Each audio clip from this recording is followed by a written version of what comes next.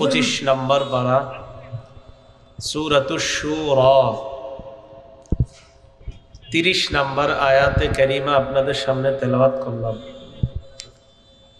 এই আয়াতে আল্লাহ পাক রব্বুল আলামিন বলেন, ওয়ামা আসাবাকুম মিন মুসিবাতিন ফাবিমা কাসাবাত আইদিকুম, তোমাদের কাছে যত বিপদ আসে সব তোমাদের হাতের কামাই। ওয়ায়াফু আন কাসীর, অনেক গুনাহ আল্লাহ পাক রব্বুল আলামিন দয়া করে ক্ষমা করে দেন। সব গুনাহের কারণে আল্লাহ ধরেন না, কিছু গুনাহ আমাদের দ্বারা হয়, এগুলোর কারণে আল্লাহ আমাদেরকে পাকড়াও করেন। সূরা মাইদার 49 নম্বর আয়াতে আল্লাহ বলেন, ফালাম আন্নামা ইউরিদুল্লাহু আইয়ুসিবাহুম বিবাদি যুনুবিহিম, জেনে রাখো আল্লাহ পাক রব্বুল আলামিন তাদের কিছু গুনাহের কারণে তাদেরকে আযাব দিতে চান। বোঝা যায় যে কিছু গুনাহের কারণে আল্লাহ আযাব দেন, সব গুনাহে আল্লাহ আযাব দেন না। কারণ সব গুনাহে যদি আল্লাহ আযাব দিতেন তাহলে আমাদের কি অবস্থা হতো একটু চিন্তা করেন। বেশিরভাগ গুনাহ আল্লাহ মাফ করে দেন, কিছু গুনাহের কারণে আল্লাহ আমাদেরকে আযাব দিতে চান, আল্লাহ আমাদেরকে পাকড়াও করেন। সকল প্রকার গুনাহ থেকে আল্লাহ আমাদেরকে বেঁচে থাকার তৌফিক দান করেন। তাহলে গুনাহ আমাদের হাতের কামাই, বলেন তো গুনাহ আমাদের। সূরা নিসার ৭৯ নম্বর আয়াতে আল্লাহ বলেন, মা আসাবাকা মিন হাসানাতিন ফামিনাল্লাহ, তোমার জীবনে যত কল্যাণ আসে, যত নিয়ামত আসে, সব আল্লাহর পক্ষ থেকে আসে। ওয়ামা আসাবাকা মিন সাইয়্যাতিন ফামিন নাফসিক, আর তোমার জীবনে যত বিপদ আসে, বিপদের কারণ তুমি, তোমার কারণেই বিপদগুলো আসে। তাহলে আমরা আয়াতগুলোর মাধ্যমে জানতেছি যে বিপদ আসে আমাদের কৃতকর্মের কারণে, আমাদের গুনাহের কারণে। সূরা আন-নামের ৬ নম্বর আয়াতে আল্লাহ বলেন, আলাম ইয়ারাউ কাম আহলাকনা মিন ক্বাবলিহিম মিন করনিম মাক্কান্নাহুম ফিল আরদি মা লাম নুমাক্কিন লাকুম ওয়া আরসালনাস সামাআ আলাইহিম মিদরারা, তারা কি দেখেনি তাদের পূর্বে বহু জাতিকে আমি আল্লাহ ধ্বংস করে দিয়েছি, যাদেরকে পৃথিবীতে এমনভাবে প্রতিষ্ঠিত করেছিলাম যেমনটা তোমাদেরকে করিনি। আমি তাদের উপর মুষলধারে বৃষ্টি দিয়েছিলাম। ওয়াজআলনাল আনহারা তাজরি মিন তাহতিহিম, এই বৃষ্টি দিয়ে আমি নদী নালা বানিয়ে দিয়েছি তথা ভরপুর নিয়ামত তাদেরকে দান করেছি, যে নদী নালা তাদের নিচ দিয়ে প্রবাহিত হতো। পরে আল্লাহ কি বলে দেখেন, ফাআহলাকনাহুম বিযুনুবিহিম ওয়া আনশা'না মিন বা'দিহিম করনান আখারিন, এত নিয়ামত দেওয়ার পরেও তাদের গুনাহের কারণে আমি আল্লাহ তাদেরকে ধ্বংস করে দিলাম, তাদের পরে নতুন জাতি আমি আল্লাহ সৃষ্টি করলাম। এই আয়াত দ্বারা বোঝা যায় গুনাহ করলে আল্লাহ ধ্বংস করে দিলে, ধ্বংস করার পর অন্য জাতি আল্লাহ আবার সৃষ্টি করতে এই ক্ষমতা আল্লাহর কাছে, এটা কোনো ব্যাপার না, এই ক্ষমতা আল্লাহর কাছে আছে। এটা আল্লাহর কাছে কোনো কি না ব্যাপার না। এই জন্য গুনাহের কারণে আল্লাহ নিয়ামত দেওয়ার পরেও জাতিকে ধ্বংস করার দৃষ্টান্ত পৃথিবীতে প্রচুর। সূরা আনকাবুতের ৩৯ এবং ৪০ নম্বর আয়াতে আল্লাহ বলেন, ওয়া কারুনা ওয়া ফিরআউনা ওয়া হামান, কারুন, ফিরআউন, হামান। ওয়ালাকাদ জাআহুম মূসা বিল বাইয়িনাতি ফাস্তাকবারু ফিল আরদি ওয়া মা কানু সাবিকিন, তাদের কাছে মূসা আলাইহিস সালাতু ওয়াস সালাম প্রমাণাদি নিয়ে এসেছেন, স্পষ্ট প্রমাণাদি। এই প্রমাণ পেশ করার পরেও তারা অহংকার প্রদর্শন করল। ফেরাউন বলে ফেললো, আমি বড় খোদা, আমার চেয়ে বড় খোদা আর কে আছে? নাউজুবিল্লাহ। আল্লাহ বলেন ওয়ামা কানু সাবিকিন, এই মানুষগুলা অহংকার করার কারণে তারা আমার আযাবকে এড়াইতে পারেনি। এরপর আল্লাহ বলেন ফাকুল্লান আখাযনা বিযামবি, প্রত্যেককে আমি তার অপরাধের কারণে পাকড়াও করেছি, অপরাধের কারণে আমি সবগুলাকে ধরলাম। ফামিনহুম মান আরসালনা আলাইহি হাসিবা, তাদের কাউকে আমি আল্লাহ পাথর বৃষ্টি দিয়ে ধ্বংস করে দিলাম। ওয়ামিনহুম মান আখাযাতহুস সাইহা, তাদের কারো উপর ভয়ঙ্কর আওয়াজ এসে তাদেরকে ধ্বংস করে দেয়। ওয়ামিনহুম মান খাসাফনা বিহিল আরদ, তাদের কাউকে আমি জমিনের মধ্যে ধসিয়ে ধ্বংস করে দিলাম। ওয়ামিনহুম মান আগরাকনা, তাদের কাউকে আমি আল্লাহ পানিতে ডুবিয়ে ধ্বংস করে দিলাম। ওয়ামা কানাল্লাহু লিয়াযলিমাহুম, আল্লাহ বলেন আল্লাহ এমন নন যে তাদের উপর জুলুমকারী, আল্লাহ তাদের উপর জুলুমকারী নন। ওয়ালাকিন কানু আনফুসাহুম ইয়াজলিমুন, তারা নিজেরাই নিজেদের উপর জুলুম করেছে।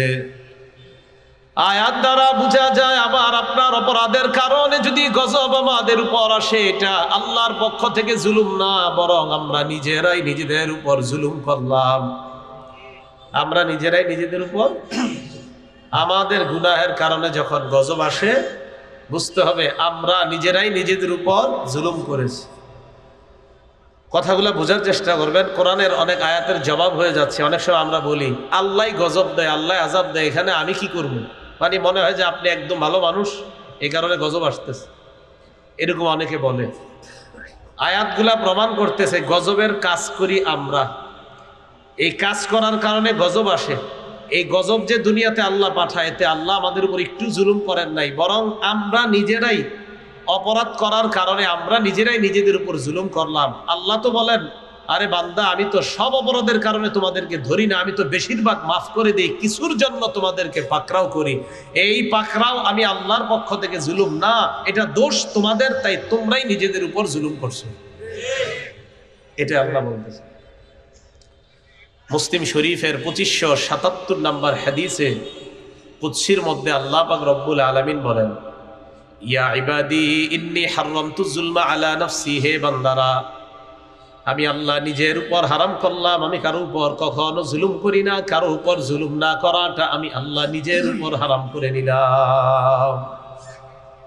আল্লাহ কারো উপর জুলুম করেন না, সামান্য জুলুমও করে না। সূরা আলী ইমরানের 11 নম্বর আয়াতে আল্লাহ বলেন কাদাবি আলি ফিরআউনা ওয়াল্লাযীনা মিন ক্বাবলিহিম কাযযাবু বিআয়াতিনা, যেমন ছিল ফেরাউন সম্প্রদায় এবং তাদের পূর্ববর্তীদের আচরণ, তারা আমার আয়াতগুলাকে অস্বীকার করেছে। বলেন আল্লাহর আয়াত অস্বীকার করা এটা কি ভালো কাজ নাকি অন্যায়? আল্লাহ বলেন ফাআখাযাহুমুল্লাহু বিযুনুবিহিম, আমার আয়াত অস্বীকার করার কারণে আল্লাহ পাক রব্বুল আলামিন তাদের গুনাহের কারণে তাদেরকে পাকড়াও করলেন। বলেন তো আল্লাহর পাকড়াও করাটা এটা কি আল্লাহ কোনো জুলুম করছে? না, তারা অপরাধ করে নিজেরাই জুলুম করছে, নিজেরাই জুলুম করছে। আল্লাহ বলেন যেই মানুষগুলাকে আল্লাহ তাদের অপরাধের কারণে আল্লাহ পাকড়াও করেছেন, আল্লাহ আমাদের সকলকে যে কোনো ধরনের ছোট বড় অপরাধ থেকে বাঁচার তৌফিক দান করুন, আমিন। তাহলে এই পর্যন্ত যে আয়াতগুলা শুনলাম, এতে বুঝলাম গুনাহ করি আমরা, আমাদের কৃতকর্মের কারণে আযাব আসে। হ্যাঁ, আযাব আসে আল্লাহর হুকুমে। বলেন আযাব আসে কার হুকুমে? আল্লাহর হুকুমে। তাহলে আমি প্রশ্ন করি, আপনারা জবাব দেন, আযাবের কাজ করি কারা? আমরা। আযাব আসে কার হুকুমে? আল্লাহর হুকুমে। সূরা তাগাবুনের 11 নম্বর আয়াতে আল্লাহ বলেন মা আসাবা মিন মুসিবাতিন ইল্লা বিইজনিল্লাহ, যত বিপদ আসে সব আল্লাহর হুকুমে আসে। যত বিপদ আসে সব কার হুকুমে আসে? এই জন্য কেউ যদি আপনাদেরকে বলে বিপদ তো আসে আল্লাহর হুকুমেই, এতে আমি নামাজ পড়লে কি আর না পড়লে কি, সাথে সাথে বলবে না বিপদ আসার কাম করো তুমি, আল্লাহর হুকুমে বিপদ আসে, এটা সাথে সাথে বলে দিবেন। কয় নামাজ পড়লে কি আর না পড়লে কি, এরকম ডায়লগ দেয় অনেকে। তো এই ডায়লগের কোনো সুযোগ নাই। অপরাধ আমরা করি, হ্যাঁ, কিছু নিরপরাধ মানুষের উপরে গজব আসে। এই গজব আসার কারণ কারা? যারা খারাপ কাজ করে তাদের কারণে গজব আসলে ভালো আর খারাপ সবাই ওই গজবের মধ্যে পড়ে যায়। এখন আসেন, দুনিয়ার সবচাইতে বড় অপরাধ আল্লাহর সাথে শিরিক করা। বলেন কি করা? দুনিয়ার সবচেয়ে বড় অপরাধ আল্লাহর সাথে শিরিক করা। একটা কিতাব আছে নাম মুসনাদে আহমদ। এই কিতাবের 22,075 নম্বর হাদিসের বর্ণনা। হাদিসের বর্ণনাকারী সাহাবীর নাম মুআজ ইবনে জাবাল রাদিয়াল্লাহু তাআলা আনহু। তিনি বলেন, عن معاذ بن جبل رضي الله تعالى عنه قال أوصاني رسول الله صلى الله عليه وسلم ب10 كلمات।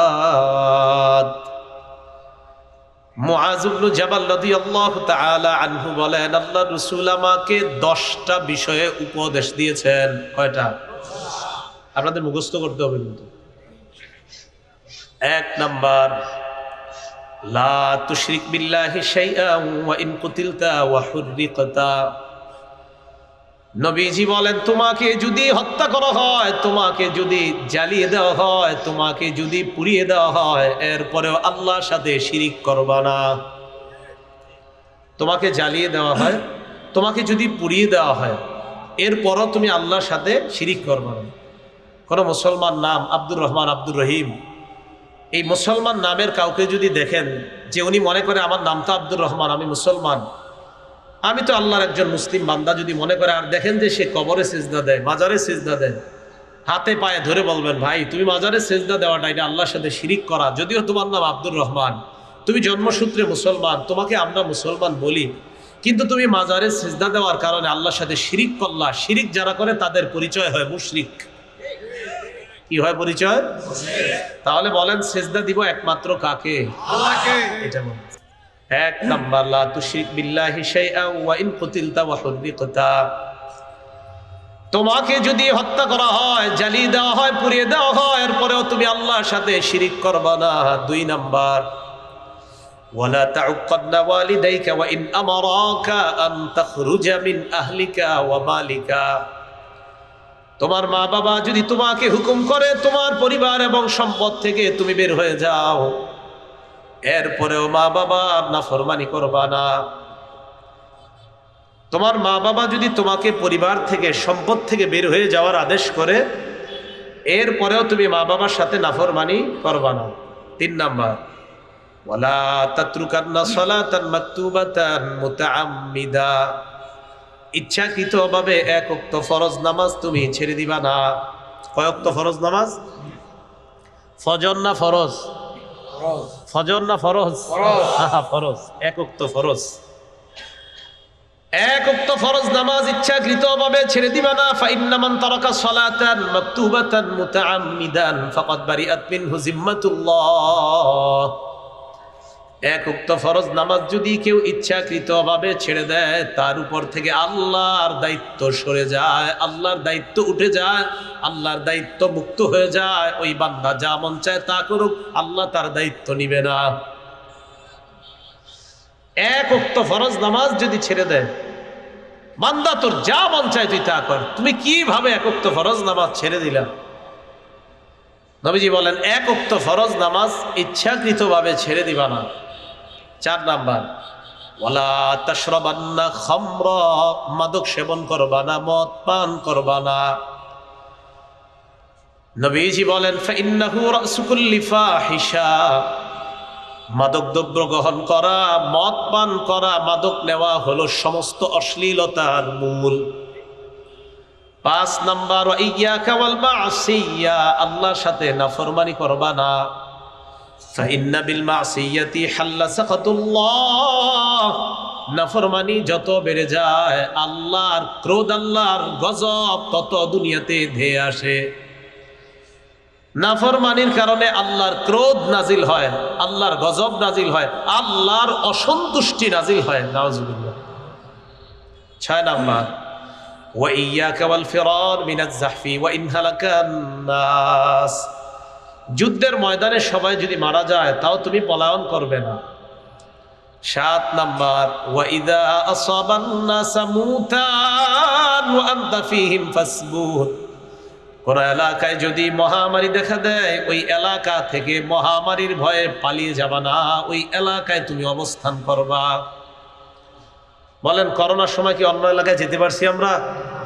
তাহলে আধুনিক বিজ্ঞান, আধুনিক সায়েন্স, বর্তমান ডক্টররা নিয়ম করে দিল আমাদেরকে লকডাউন, এক এলাকার কেউ আরেক এলাকায় যেতে পারবে না, মহামারী কবলিত এলাকার কেউ বাহিরে যেতে পারবে না, বাহিরের কেউ মহামারী কবলিত এলাকায় ঢুকতে পারবে না, এক রাষ্ট্রের মানুষগুলা অন্য রাষ্ট্রে যেতে পারবে না, অন্য রাষ্ট্রের মানুষগুলা মহামারী কবলিত রাষ্ট্রে যেতে পারবে না। আধুনিক বিজ্ঞান, ডাক্তাররা এই নিয়ম করলো আপনার ইদানিং কালে আইসা। আমাদের নবী 1500 বছর আগে এই নিয়ম মুসলমানদেরকে বলে গিয়েছেন। এ গেল 7 নাম্বার। 8 নাম্বার, 8, 9, 10 গার্জিয়ান যারা আছেন ভালো করে শুনেন। 8 নাম্বার, ওয়ানফিক আলা আহলিকা মিন তাওলিকা, তোমার সামর্থ্য অনুযায়ী পরিবারের উপর খরচ করবা। 9 নাম্বার, ওয়ালা তারফা আনহুম আসাকা আদাবা, পরিবারের উপর থেকে শাসনের লাঠি উঠায় নিবা না। পরিবারের উপর শাসনের লাঠি উঠায় নিবা না মানে আপনার বিবি যেন আপনার ব্যাপারে এই কথা বলে, আমার স্বামী আমার দুনিয়ার সমস্ত হালাল চাহিদা পূরণ করার জন্য রাজি আছে, কিন্তু হারাম করার ক্ষেত্রে আমার স্বামী চুল পরিমাণও ছাড় দিবে না। স্ত্রী স্বামীর ক্ষেত্রে যেন এটা বলতে পারে যে আমার স্বামী আল্লাহর নাফরমানি করবো, আমাকে ছাড় দিবে না। ছেলে মেয়েরা যেন বাবার ক্ষেত্রে এটা বলতে পারে যে আমাদের বাবা দুনিয়ার সেরা বাবা, আমাদের বাবা দুনিয়ার সমস্ত হালাল চাহিদাগুলো সাধ্যের মধ্যে পূরণ করার চেষ্টা করে, কিন্তু একক তো নামাজ ছেড়ে দিব তো আমাদের বাবা আমাদের সাথে এমন ভয়ঙ্কর আচরণ করবে যে বাবা তখন এত কঠোর হবে, ওনার চেয়ে কঠোর বাবা আর দুনিয়াতে কেউ হবে না। এটা হলো শাসনের লাঠি। এমন বাবা হবে যেই বাবাকে দেখলেই সন্তান, ছেলে আর মেয়ের মধ্যে অনুভূতি তৈরি হয়ে যায় যে না, নামাজ না পড়লে আব্বা কিন্তু অবস্থা খারাপ করবে। এটা হলো শাসনের লাঠি। শাসনের লাঠি উঠাবা না। শাসনের লাঠিটা কি বুঝে আসছে? আপনি বহুত আদর করেন ছেলে মেয়েকে, কিন্তু নাফরমানি করবে আল্লাহ, এক্ষেত্রে আপনি কঠোর। এটা হলো শাসনের লাঠি।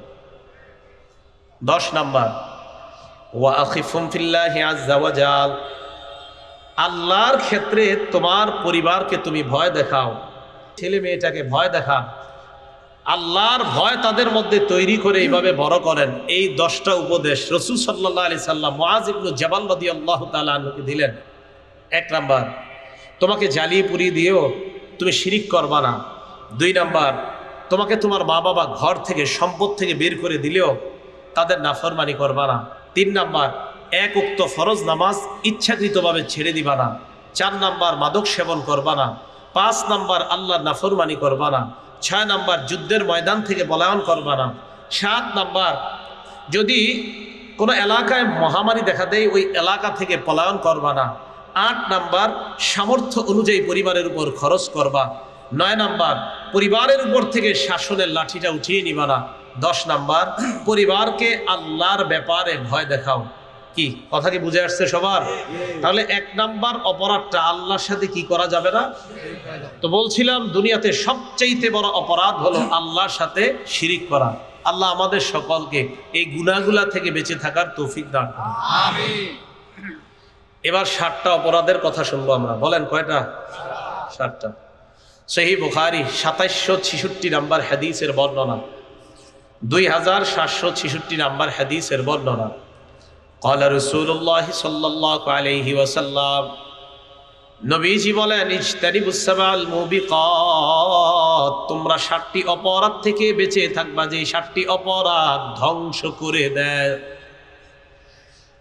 এমন 7টি অপরাধ আছে যে 7টি অপরাধ ধ্বংস করে দেয়, তোমার জীবনটা ধ্বংস করে দিবে, আখিরাত বরবাদ করে দিবে। এমন 7টা অপরাধ থেকে তোমরা বাঁচবা। 1 নাম্বার, আশশিরকু বিল্লাহ, আল্লাহর সাথে শিরিক করা। 1 নাম্বার, আল্লাহর সাথে কি করা? শিরিক করা। To join others in worship along with Allah, আল্লাহর সাথে শিরিক করা। আল্লাহর সাথে কি করা? শিরিক করা। এটা আপনার দুনিয়া নষ্ট করবে, আখিরাত নষ্ট করবে। এই অপরাধটা করার ভুলেও চিন্তা করবেন না। 2 নাম্বার, আসসিহরু, জাদু করা। বলেন কি করা? আপনি আরেকজনের মেয়ের বিয়ে ভেঙে দিচ্ছেন জাদু করে, আপনি একটা মেয়ের বিয়ে করতে না পাইরা এবার এই মেয়েটার বিয়ে কিভাবে ভাঙা যায়, আপনি জাদু টোনা কি ইত্যাদি শুরু করছেন যেন এই মেয়েটার আগামী 10 বছর বিয়ে না হয়। আরে কুফরি কালাম, এটা করবেন না। এটা আপনার দুনিয়া বরবাদ, আখেরাত বরবাদ।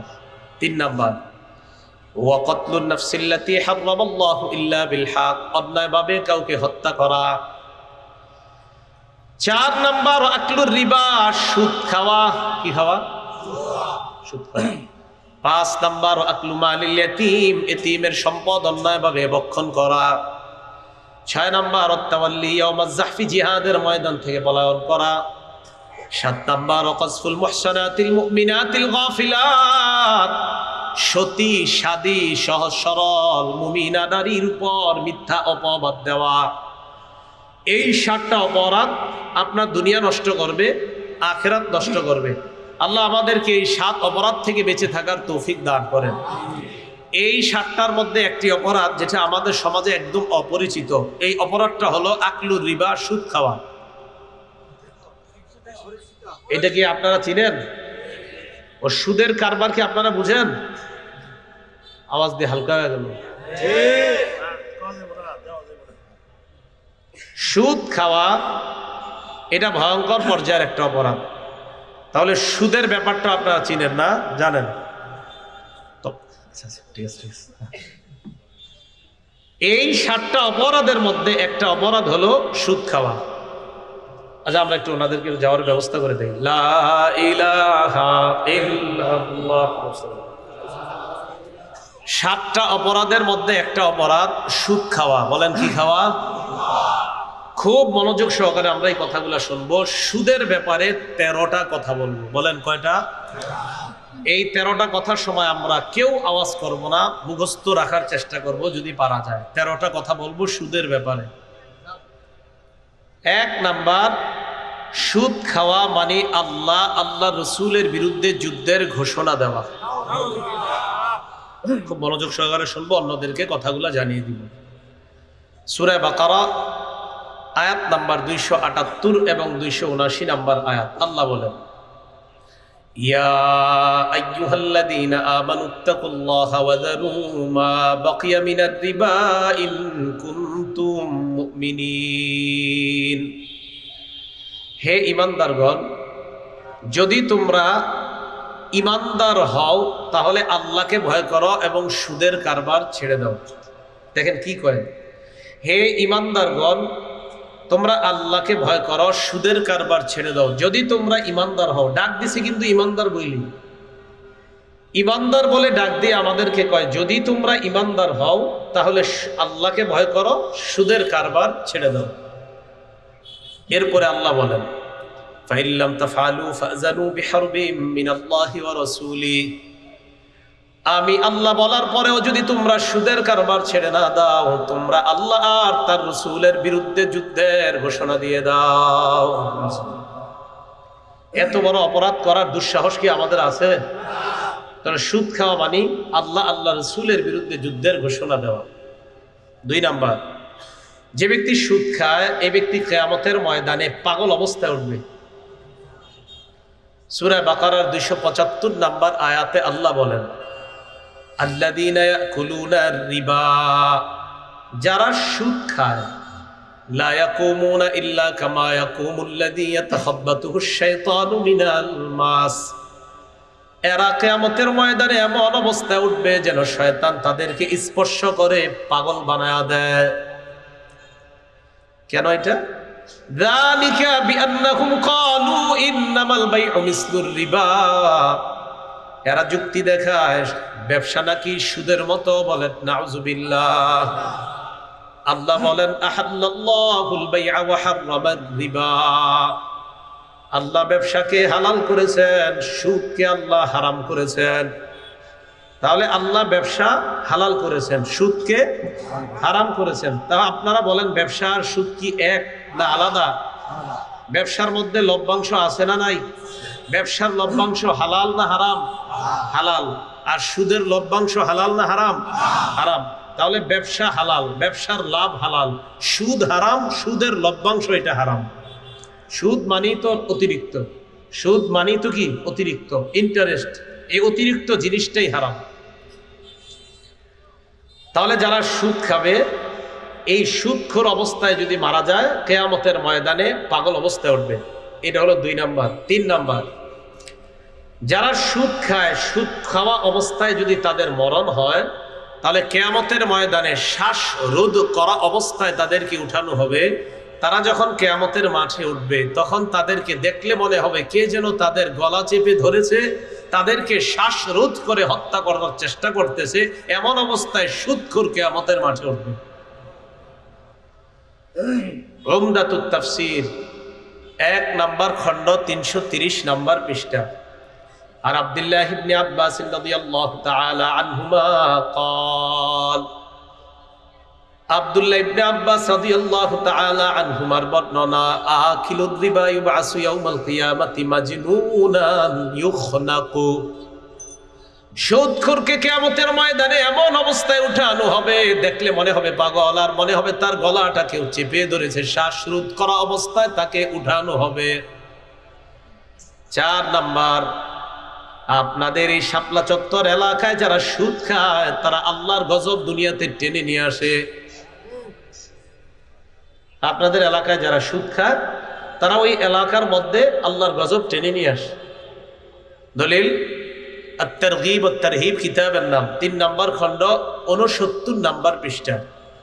আর আব্দুল্লাহ ইবনে আব্বাস রাদিয়াল্লাহু তাআলা আনহুমা قال قال رسول الله صلى الله عليه وسلم, আব্দুল্লাহ ইবনে আব্বাস রাদিয়াল্লাহু তাআলা আনহুমার বর্ণনা, আল্লাহর রাসূল সাল্লাল্লাহু আলাইহি ওয়াসাল্লাম বলেন, ইযা যাহারাজ জিনা ওয়ার রিবা ফি ক্বরিয়া, কোন এলাকার মধ্যে যখন 2টা অপরাধ বেড়ে যায়, বলেন কয়টা? 1 নাম্বার ব্যভিচার, 2 নাম্বার সুদের কারবার। নবীজি বলেন, ব্যভিচার এবং সুদের কারবার যদি কোন এলাকার মধ্যে বেড়ে যায়, قد أحلوا بأنفسهم عذاب الله, এই সুদখোর আর জিনাকারীর দল আল্লাহর গজবকে ওই এলাকায় ত্বরান্বিত করে। তারা ওই এলাকায় গজব টেনে আনে, ওই এলাকার জন্য আল্লাহর গজবকে বৈধ করে নেয়। আল্লাহর এলাকা, আল্লাহর গজব ওই এলাকায় বৈধ করে নেয় সুদখোর আর ব্যভিচারীর যারা আছে। এই জন্য আপনারা যারা সুদ খান না, আপনাদের উচিত কি, যারা সুদের কারবারে জড়িত তাদেরকে বুঝানো, ভাই তোমাদের কারণে আমাদের এলাকায় গজব আসে, আর তোমাদের কারণে গজব আসলে আমরা ভালো মানুষগুলো ওই গজবের মধ্যে পড়বো। মেহেরবানি করে তোমরা সুদ খেও না, এটা তাদেরকে বুঝানো। এগুলো 4 নাম্বার। 5 নাম্বার, যারা সুদ খায় তাদের কারণে এলাকায় দুর্ভিক্ষ দেখা দেয়। কি দেখা দিবে? দুর্ভিক্ষ। দলিল মুসনাদে আহমদ কিতাবের নাম, হাদিস নাম্বার 17822 নাম্বার হাদিসের বর্ণনা। عن عمرو بن العاص رضي الله تعالى عنه قال ما من قوم يظهر فيهم الربا, কোন এলাকার মধ্যে যদি সুদের কারবার প্রকাশ হয়ে যায়, সুদের কারবার বেড়ে যায়, সুদের কারবার প্রকাশ্যে হয়, বলেন তো সুদের কারবারগুলা কি এখন গোপন না প্রকাশ্য? কোন এলাকার মধ্যে যখন প্রকাশ্যে সুদের কারবার শুরু হয়, ইল্লা উখিজু বিসানা, ওই এলাকাকে আল্লাহ পাক দুর্ভিক্ষ দ্বারা পাকড়াও করবে। কি দ্বারা? দুর্ভিক্ষ। ওয়া মিন কওমিন ইয়াযহারু ফীহিমুর রিশা ইল্লা উখিজু বিররুবি, কোন এলাকার মধ্যে যখন ঘুষের কারবার বেড়ে যায়, ওই এলাকার পুরুষগুলা কাপুরুষ হয়ে যায়। পুরুষগুলা কি হয়ে যায়? কাপুরুষ। দাবি করবেন হুজুর আমগো এলাকায় 100% মুসলমান আছে, এরকম দাবি হবে আর কি আপনাদের। কিন্তু যদি ঘুষের কারবার চলে আর দাবি করেন যে 100% মুসলমান, কাজে কর্মে দেখা যাবে আপনাদের 100%-এর 1% কোনো সাহস নাই। কেন নাই? ওই ঘুষের কারণে আপনাদের মধ্যে যারা সাহসী পুরুষ তারা কাপুরুষ হয়ে যাচ্ছে। এলো 5 নাম্বার। যদিও ঘুষের আলোচনা আমার আলোচ্য বিষয় না, কিন্তু আয়েশা বলেছে হাদিসে, তাই ঘুষটাও বলে দিলাম। মূল বিষয় হলো সুদ, সুদের কারণে দুর্ভিক্ষ আসবে। 6 নাম্বার, যারা সুদ খায় তারা পেটের মধ্যে বড় বড় সাপ ঢুকায়। সাপ কি ঢুকায়? সাপ। দলিল ইবনে মাজাহ হাদিসের কিতাব, হাদিস নাম্বার 2273। কত হয়? 2273, 2273, ঠিক না?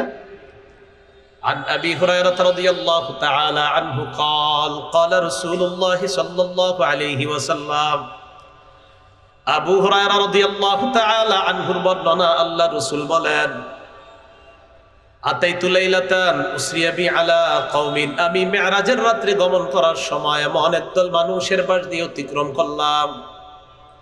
মানুষগুলার দিকে তাকাইলাম, তাকায় দেখলাম বুতুনুহুম কাল বুয়ুত, তাদের পেটগুলা বিশাল বড় বাড়ির মতো। ভাই পেট কিসের মতো? বাড়ির মতো। ফিহা আল হাইয়াত তুরা মিন খারিজি বুতুনিহিম, নবী বলেন বাড়ির মতো পেটের ভিতরে বাহির থেকে দেখা যায় বিশাল বড় বড় সাপ দৌড়ায়। বিশাল বড় বাড়ি, এই বাড়ির বাহির থেকে নবী বলেন দেখা যায় ভিতরে সাপ দৌড়ায়। আমি প্রশ্ন করলাম, মান হাউলা ইয়া জিবরিল, জিবরিল এরা কারা? জিবরিল আমিন জবাব দেয়, হাউলাই আকালাতুর রিবা ইয়া রাসূলুল্লাহ, এরা হলো সুদখোরের দল, যারা দুনিয়ার মধ্যে সুদ খাইতো, এই কারণে তাদের পেটের মধ্যে এত বড় বড় সাপ দেখলেন। মা বোনরা কি আজকে আলোচনা শুনতেছে আশেপাশ থেকে নাকি নাকি আলাদা জায়গা করছেন?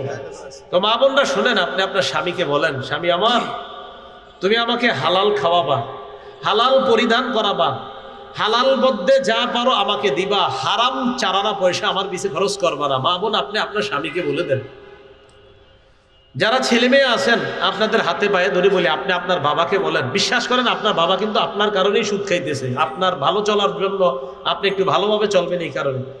আপনি আপনার বাবাকে বলেন, ছেলে যারা আছেন, মেয়ে যারা আছেন, ভাইও আমার সমবয়স্ক, আপনারা আপনার বাবাকে বলেন, আব্বা হালাল টাকায় তুমি আমার একটা প্যান্ট একটা শার্ট দিতে পারো, একটা গেঞ্জি দিতে পারো, এই হালাল টাকা একটাই আমার যথেষ্ট, 12 মাসে 12টা দরকার নাই। হারাম টাকায় তুমি আমার পিছনে সামান্য খরচ করবা না। ছেলে মেয়ে যারা আছেন বাবাকে বলেন, আর বাবা যারা আছেন আপনি আপনার বিবি আপনার পরিবারকে বলেন, আমার ইনকাম 8,000, 10,000, 15,000, 20,000, দেখো এর মধ্যেই আমি তোমাদেরকে যতটুকু পারি সাধ্যের মধ্যে আমি তোমাদের জন্য হালাল ভাবে যতটুকু চাহিদা পূরণ করা যায় চেষ্টা করব। এর বাহিরে কিন্তু আমি পারবো না, কারণ আমি হারাম উপার্জন করতে পারবো না। এই 3 শ্রেণী যদি আপনারা ঘরের মধ্যে ঠিক হয়ে যান, বিশ্বাস করেন আর সুদ খাওয়ার প্রয়োজনই হবে না। তাহলে 6 নাম্বার, সুদ খাইলে পেটে সাপ। 7 নাম্বার, যারা সুদ খায়, আহা, আপন মায়ের সাথে ব্যভিচারের গুনাহ করে। যারা সুদ খায়, ইবনে মাজাহ 2274 নাম্বার হাদিস এবং 2275, এই দুইটা হাদিসের মধ্যে আসছে। এই হাদিসের মধ্যে আসছে আর রিবাস 70 হুবা, পরের হাদিসে আসছে আর রিবাস 73 হুবা। সুদের 73টা অথবা 70টা গুনাহের শাখা। বলেন সুদের গুনাহের শাখা কয়টা? সুদ একটা ছোট গুনাহ না অনেক বড় গুনাহ? এই গুনাহের শাখা কয়টা? 70টা বা 73টা। আইসারুহা আইয়ানকিহার রাজুল উম্মা, সর্বনিম্ন শাখা হলো কোন ব্যক্তি আপন মাকে বিয়ে করা, মানে আপন মায়ের সাথে ব্যভিচার করা।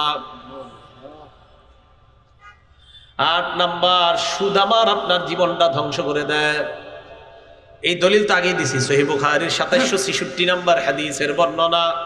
7টি ধ্বংসাত্মক অপরাধ থেকে বেঁচে থাকবা, এর মধ্যে একটা হলো আকলু রিবা, সুদ খাওয়া।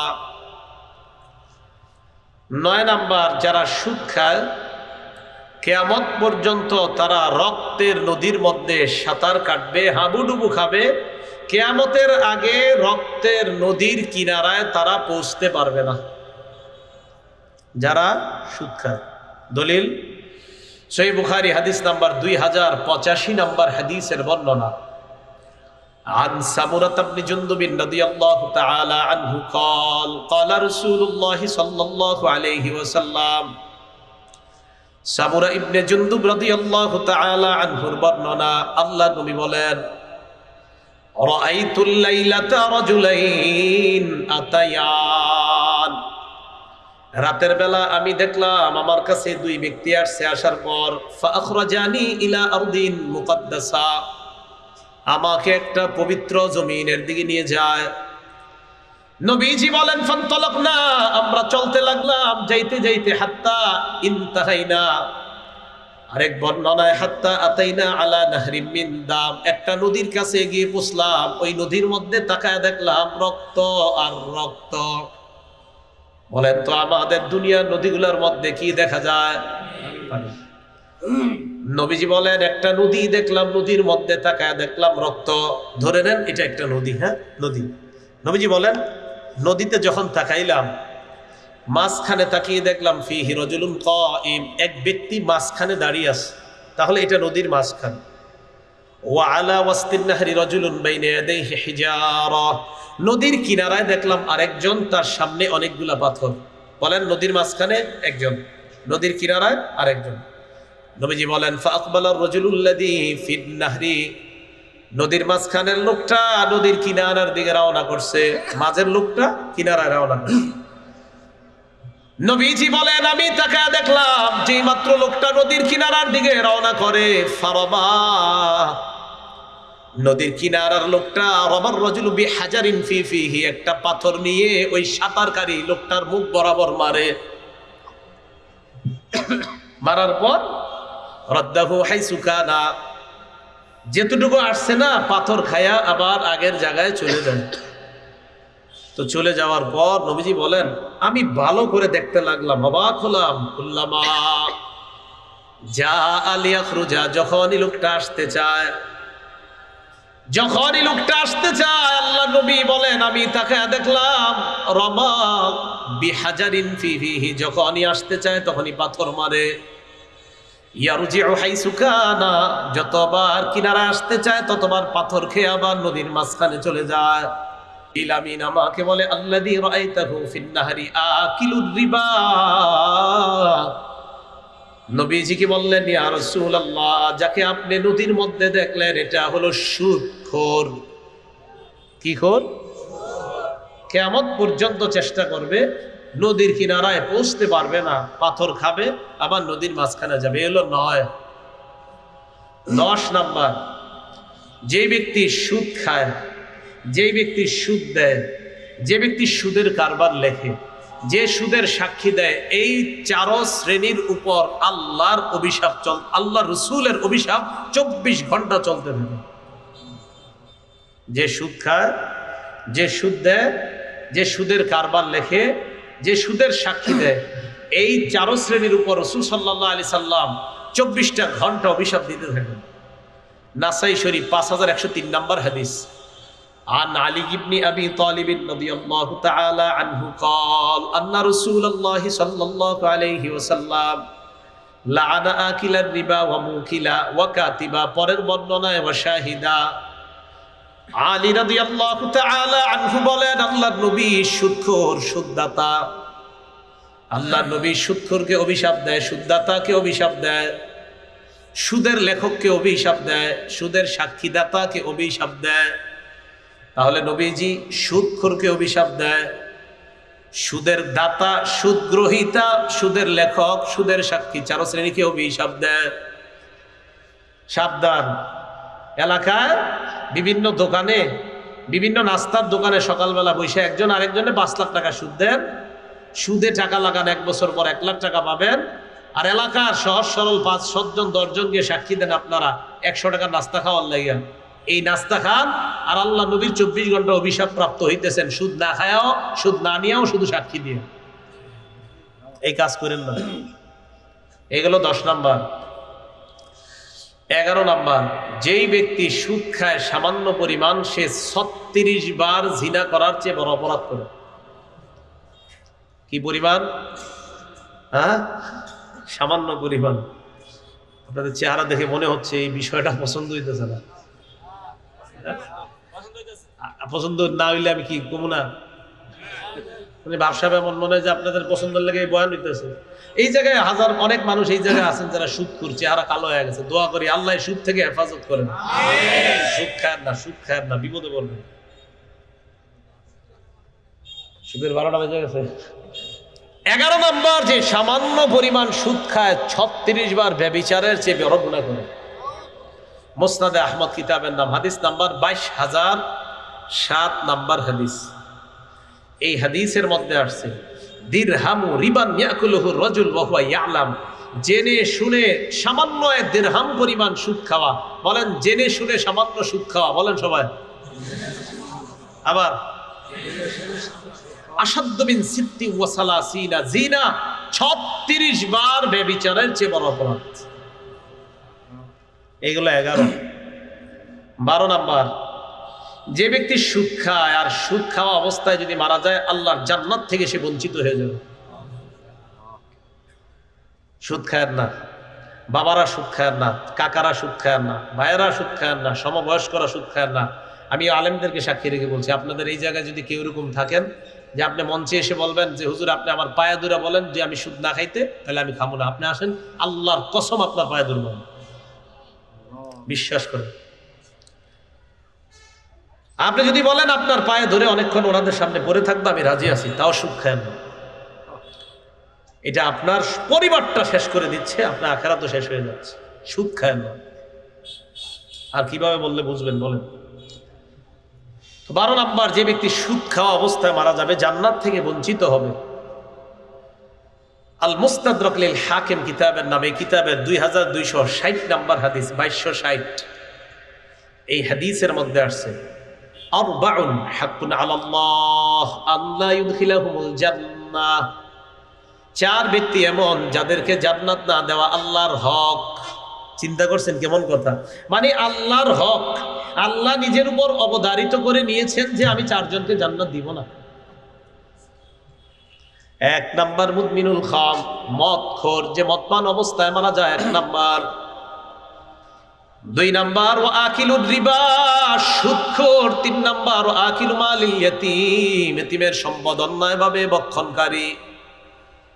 4 নাম্বার ওয়াল আকুলি ওয়ালিদাই, পিতা মাতার নাফরমান সন্তান, পিতা মাতার নাফরমান সন্তান। এই 4 জন, এরা যদি এই গুনাহের অবস্থায়, যেই গুনাহগুলো 4টা গুনাহ, মদ পান, সুদ খাওয়া, এতিমের সম্পদ ভক্ষণ করা, মা বাবার নাফরমানি করা, এই অবস্থায় এগুলা মারা গেলে, আল্লাহ না করেন, আল্লাহ না করেন, আল্লাহ না করেন, আল্লাহ নিজের উপর অবধারিত করে নেন যে এদেরকে আল্লাহ জান্নাত দিবেন। 13 নাম্বার, 13 নাম্বারটা সবাই মন দিয়ে শোনেন, কি কঠিন কথা দেখেন 13 নাম্বারটা। আবু দাউদ শরীফ কিতাবের নাম, হাদিস নাম্বার দেন তো আমার দিকে, 3 3 3 1, 3টা 3 এরপর একটা 1, সহজে মনে রাখার জন্য 3331, 3331। এই তো এই হাদিসে আসছে, ক্বালা রাসূলুল্লাহ সাল্লাল্লাহু আলাইহি ওয়াসাল্লাম, নবীজি সাল্লাল্লাহু আলাইহি ওয়াসাল্লাম বলেন, লা ইয়াতিয়ান্না আলান নাসি জামান, আমার উম্মতের উপর এমন একটা সময় আসবে, লা ইয়াবকা আহাদুন ইল্লা আকালা রিবা।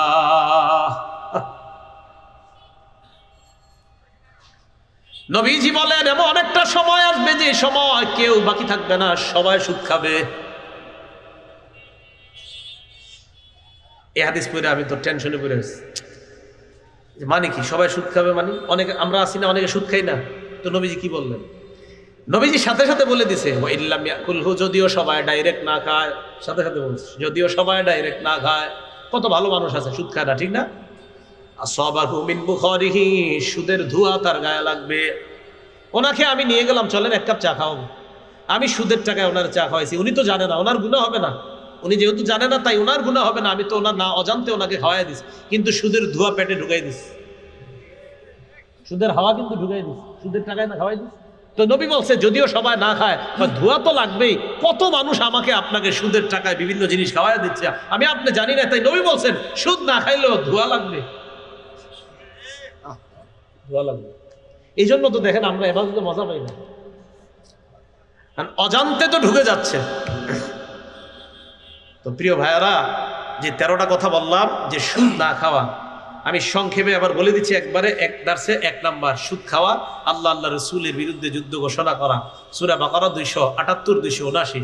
2 নাম্বার সুদ খাওয়া, কিয়ামতের ময়দানে পাগল অবস্থায় ওঠা, সূরা বাকারা 275। 3 নাম্বার সুদ খাওয়া, গলাটা শ্বাসরোধ করা অবস্থায় তাকে উঠানো, উমদাতুত তাফসীর 1 নাম্বার খণ্ড 330 নাম্বার পৃষ্ঠা। 4 নাম্বার সুদ খাওয়া, এলাকার মধ্যে গজব আসা, আত-তারগীব ওয়াত-তারহীব 3 নাম্বার খণ্ড 59 নাম্বার পৃষ্ঠা। 69 নাম্বার পৃষ্ঠা। 5 নাম্বার সুদ খাওয়া, এলাকার মধ্যে দুর্ভিক্ষ লাগে যাওয়া, মুসনাদে আহমদ 17,822 নাম্বার হাদিস। 6 নাম্বার সুদ খাওয়া, পেটের মধ্যে সাপ ঢুকানো, ইবনে মাজাহ 2273 নাম্বার হাদিস। 7 নাম্বার সুদ খাওয়া, আপন মায়ের সাথে ব্যভিচার করা, ইবনে মাজাহ 2274 নাম্বার হাদিস। 8 নাম্বার সুদ খাওয়া, দুনিয়া ধ্বংস করা, আখিরাত ধ্বংস করা, সহিহ বুখারী হাদিস নাম্বার 2766। 9 নাম্বার সুদ খাওয়া, রক্তের নদীতে কিয়ামত পর্যন্ত সাঁতার কাটা, সহিহ বুখারী 2085 নাম্বার হাদিস। 10 নাম্বার সুদ খাওয়া, তার মানে হলো 24 ঘন্টা রসুলের অভিশপ্ত হওয়া, রসুল আপনাকে অভিশাপ দিবে, নাসাই শরীফ হাদিস নাম্বার 5103 নাম্বার। 11 নাম্বার সামান্য সুদ খাওয়া, 36 বার ব্যভিচারের চেয়ে বড় গুনাহ করা, মুসনাদে আহমদ 22,007। সুদ খাওয়া 12 নাম্বার আল্লাহর জান্নাত থেকে বঞ্চিত হওয়া, আল মুস্তাদরাক লিল হাকিম হাদিস নাম্বার 2260 নাম্বার হাদিস। 13 নাম্বার সুদ সবাই মিলে খাবে, যদিও না খায় সুদের হাওয়া সবার গায়ে লেগেই যাবে, আবু দাউদ শরীফ 3331 নাম্বার হাদিস। নবী বলছে এই কর্মগুলা হবে। আপনারা বলেন তো এগুলো কি হবে না চলছে? এবার আসেন, 5টা অপরাধের কারণে আমাদের বিভিন্ন ধরনের গজব আসে। বলেন কয় অপরাধ? এটা হলো আমি খুতবায় যে হাদিসটা বললাম, ইবনে মাজার 4019 নাম্বার হাদিস। এই হাদিসের বর্ণনাকারী আব্দুল্লাহ ইবনে ওমর রাদিয়াল্লাহু তাআলা আনহুমা তিনি বলেন, আকবাল আলাইনা রাসূলুল্লাহ সাল্লাল্লাহু আলাইহি ওয়াসাল্লাম, নবীজি আমাদের দিকে আগমন করলেন, করার পর বললেন, খামসুন ইযাবতুলিতুম বিহিন্না ওয়া আউযু বিল্লাহি আন তুদরিকুহুন্না। নবীজি বলেন 5টি পরীক্ষা দ্বারা তোমাদেরকে পরীক্ষা করা হবে, এই পরীক্ষায় যেন তোমরা না পড়ো, আমি নবী আল্লাহর কাছে পানাহ চাই। নবীজি আল্লাহর কাছে পানাহ চাইছে পরীক্ষা যেন আমরা না পড়ি। এবার দেখেন, নবীজি বলছে পরীক্ষা তোমাদেরকে করা হবে, তো আপনারা বললেন করা হবে না হয়েছে। দেখেন, 1 নাম্বার লাম তাজহারিল ফাহিশাতু ফি কওমিন কাত্তু হাত্তা ইউলিনু বিহা। কোন সমাজের মধ্যে যদি অশ্লীলতা প্রকাশ্যে ছড়িয়ে পড়ে, এটা কি পড়বে? পড়ছে না? তাহলে এই পরীক্ষায় অলরেডি আমরা আছি। তো গজব কি এটা? ইল্লা ফাশা ফিহি মুত্তাউন, ওই এলাকার মধ্যে মহামারী দেখা দিবে। কি দেখা দিবে? মহামারী। আর কি দেখা দিবে? দেখেন নবীজির হাদিস কি আজীব হাদিস, দেখেন কি কয় বলে, ওয়াল আউজাউল্লাতী লাম তাকুন মাযাত ফি আসলাফিহিমুল্লাযীনা মাযাও, এমন এমন রোগ বিমারি তোমাদের উপর দেখা দিবে যে রোগের কথা আগের জাতি কখনো শুনে নাই।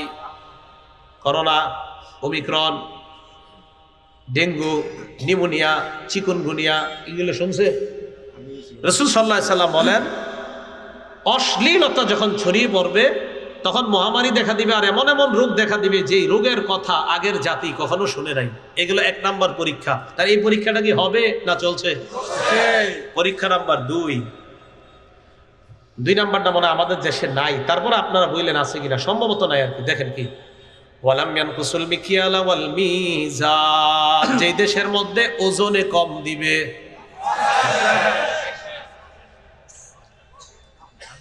ওজনে কম, ওইটাও আছে না? যেই দেশের মধ্যে ওজনে কম দিবে এই দেশের মধ্যে গজব আসবে 3টা। বলেন কয়টা? তাহলে ওজনে কম দেওয়ার পরীক্ষা যাদেরকে করা হবে তাদের উপর গজব আসবে 3টা। 1 নাম্বার ইল্লা উখিযু বিসসিনিন, ওই দেশের মধ্যে দুর্ভিক্ষ লাগবে। তাহলে দুর্ভিক্ষের 2টা পরীক্ষা পাওয়া গেছে। একটা সুদ, ওই যে আগের আলোচনায় সুদেও দুর্ভিক্ষ লাগে, আবার ওজনে কম দিলেও দুর্ভিক্ষ লাগে। তাহলে 1 নাম্বার গজব দুর্ভিক্ষ। 2 নাম্বার ওয়া শিদ্দাতিল মাউনা, অর্থনৈতিক অভাব অনটন দেখা দিবে এই দেশ। 3 নাম্বার জাওরিস সুলতানি আলাইহিম, তাদের উপর জালেম চেপে বসবে। তাহলে এ হলো 2 নাম্বার পরীক্ষা আর 3টা গজব।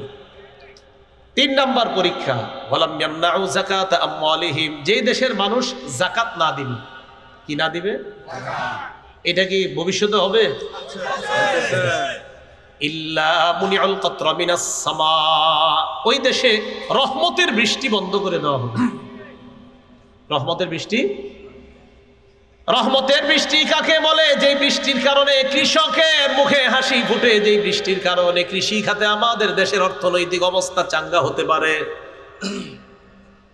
ওই রহমতের বৃষ্টি বন্ধ করে দেওয়া হবে। যাকাত না দেওয়ার পরেও আমাদের দেশে কেন বৃষ্টি হয়? আমাদের দেশে যাকাত দেয় না এমন লোক আছে না? তো এরপরে বৃষ্টি কেন হয়?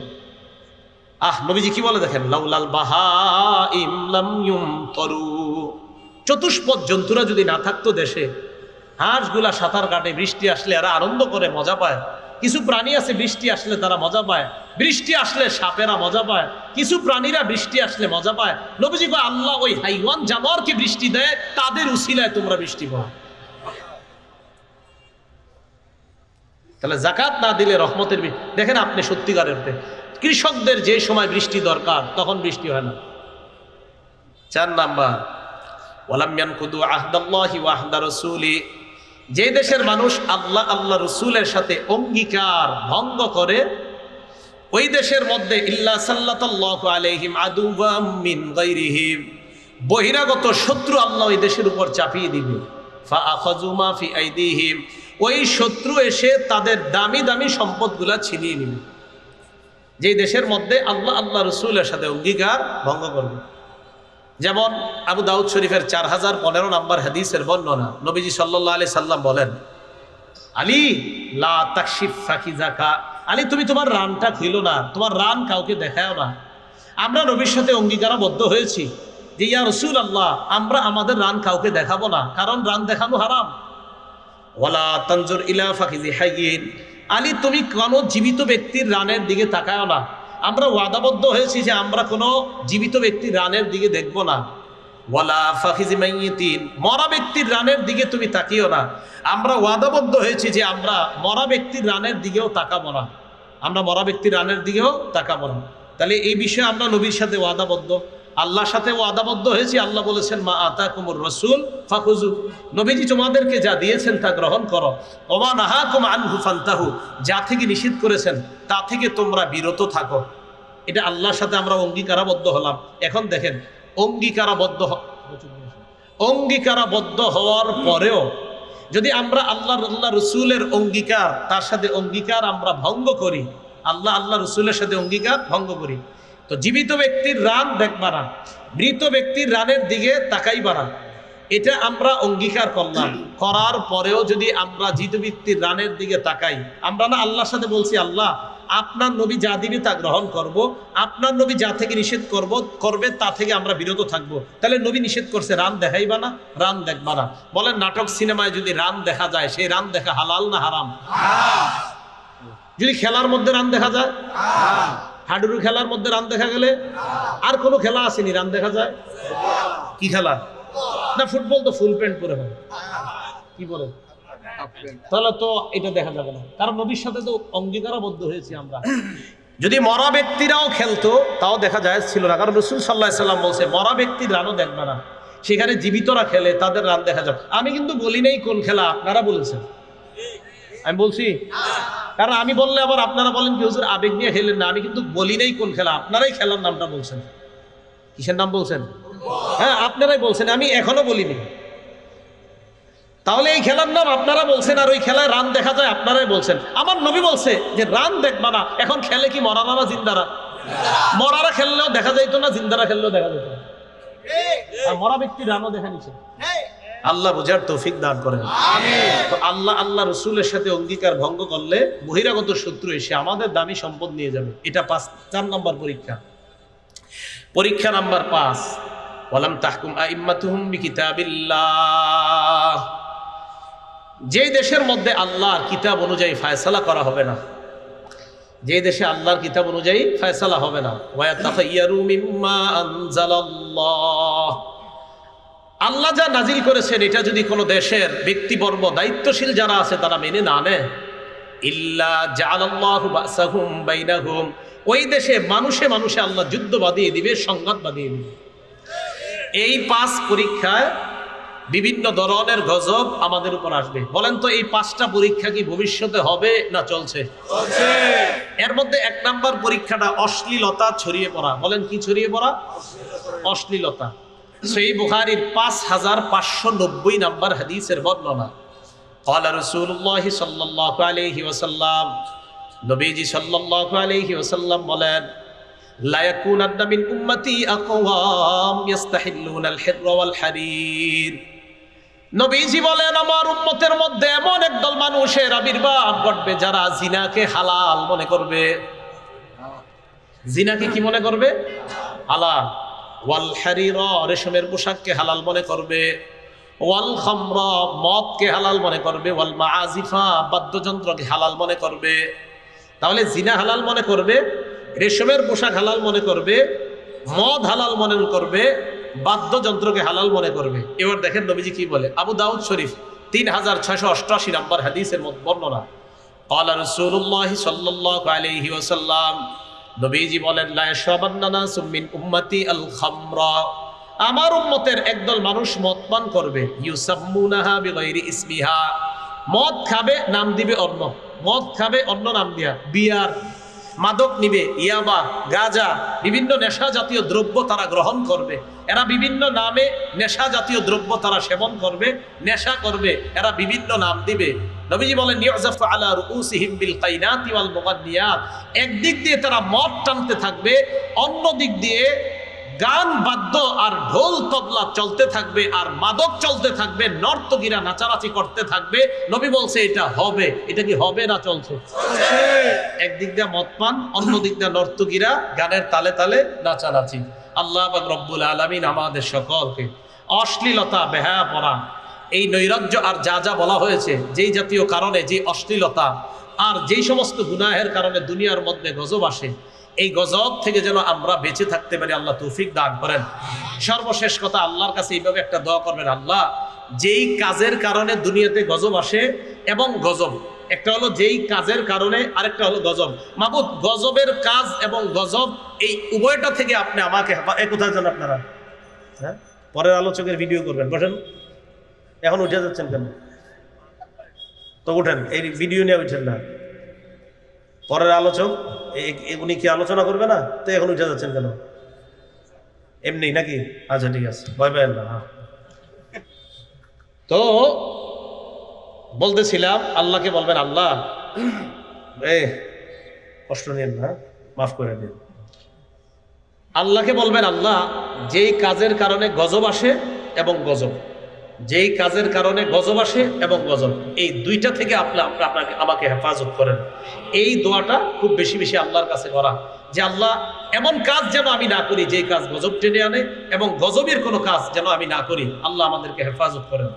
এখন সবাই একটু হাত তোলেন, স্টেজে না, স্টেজে যারা না, আপনারা সামনে যারা হাত তোলেন, হাত তুলে এই সাইডে একটু জায়গা করেন, এই সাইডে একটু জায়গা, হাত তোলা অবস্থাতে একটু জায়গা করেন। হ্যাঁ, মাশাআল্লাহ, এই তো ঠিক আছে। কেউ উঠবেন না আপনারা। আচ্ছা, হাত তোলেন। এতক্ষণ যে আমি আলোচনা করলাম না, এতক্ষণ আলোচনা করছি, বলেন কিছু শিখছি কিনা? তাহলে শিখে থাকলে আমি শিক্ষক, আপনারা ছাত্র। হাত নামায়েন না, কি বলেন? যদি কিছু শিখে থাকেন, আচ্ছা কিছু শিখছেন? আরো জোরে বলেন, কিছু শিখছেন? শিখে থাকলে কিছুক্ষণের জন্য আপনারা ছাত্র, আমি শিক্ষক।